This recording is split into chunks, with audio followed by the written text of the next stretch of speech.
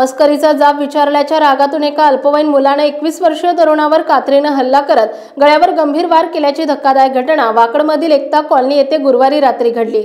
या प्रकरणी वाकड पोलिसांनी संबंधित विधी संघर्ष बालकावर गुन्हा दाखल केलाय।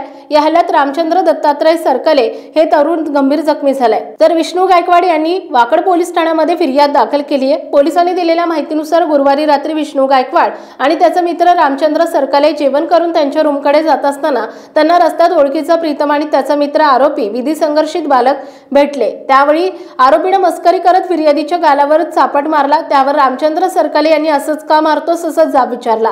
त्यामुळे संतप्त झालेल्या आरोपीने काही अंतरावर असलेल्या मेन्स पार्लर मध्ये जाऊन कात्री आणली आणि सरकले यांना तुला मारून टाकेल अशी धमकी दिली। त्यानंतर गळ्यावर 2 वेळा कात्रीने वार करत जीवे मारण्याचा प्रयत्न केला। या हल्ल्यामध्ये रामचंद्र जखमी झाले असून वाकड पोलिसांनी तातडीने गुन्हा दाखल करत तपास सुरू केला आहे।